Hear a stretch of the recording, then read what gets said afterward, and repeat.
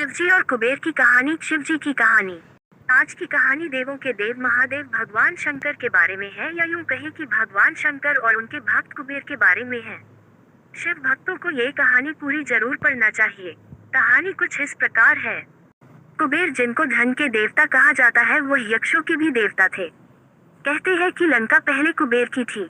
रावण ने जब लंका पर कब्जा किया और कुबेर को वहां से निकाल दिया तो कुबेर को मुख्य भूमि की तरफ जाना पड़ा। प्रजा और राज्य को खोने के बाद कुबेर निराश हो गया था, इसलिए उसने भगवान शिव की आराधना और भक्ति शुरू कर दी। इस तरह से कुबेर एक शिव भक्त बन गया। कुबेर ने बहुत कड़ी तपस्या की और भगवान शिव को प्रसन्न किया।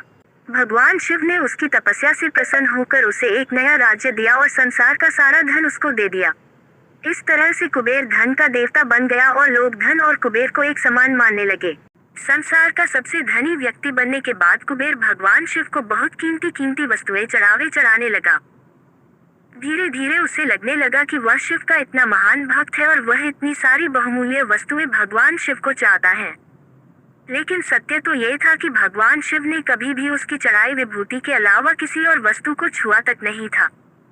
कुबेर जो यह मानने लगा था कि वह अब भगवान के लिए कुछ भी कर सकता है और उन्हें जो चाहिए वह दिलवा सकता है। कुबेर एक बार भगवान शिव के यहाँ पहुँचा और उनसे कहा, मैं आपके लिए कुछ करना चाहता हूँ। आप मुझे बताएं मैं आपके लिए क्या कर सकता हूँ। भगवान शिव ने कहा, तुम मेरे लिए कुछ नहीं कर सकते, क्योंकि कुछ करने के लिए मेरी कोई आवश्यकता है ही नहीं। लेकिन कुबेर शिवजी से बहुत आग्रह करने लगा कि वो उनके लिए कुछ करना चाहता है। दरअसल ये कुबेर का अहंकार बोल रहा था। भगवान शिव ने अपने भक्त को सही मार्ग पर लाने के लिए एक लीला रची। शिव जी ने कहा, देखो कुबेर, मुझे तो कुछ भी नहीं चाहिए।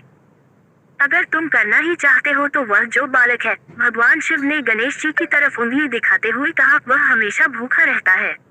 उसे एक दिन अच्छे से पेट भर कर खाना खिला दो, बस इतना मेरे लिए काफी होगा। कुबेर ने मन ही मन सोचा कि भगवान ने मुझसे मांगा भी तो क्या एक बच्चे को खाना खिलाने का।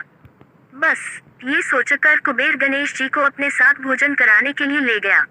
शुरू में कुबेर ने अपने कुछ रसोइयों द्वारा खाना बनाकर गणेश जी को स्वादिष्ट खाना पिरोसा।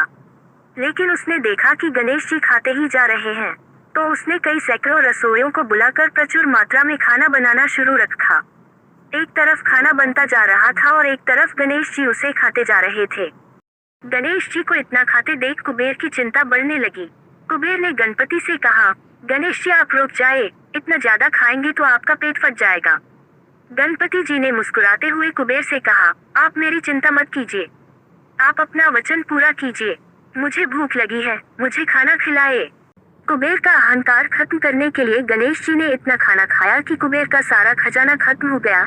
यहाँ तक कि कुबेर को दूसरे लोगों से भी खाना मंगवाना पड़ा।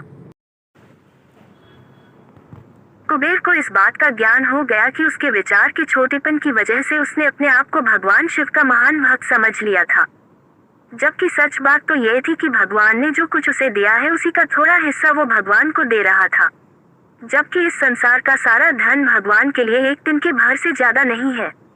उसने भगवान शिव के पास जाकर अपनी गलती की माफी मांगी और उस दिन से उसके जीवन की दशा बदल गई।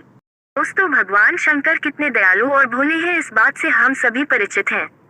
वो अपने अच्छे और बुरे सभी भक्तों पर अपनी दया दृष्टि रखते हैं।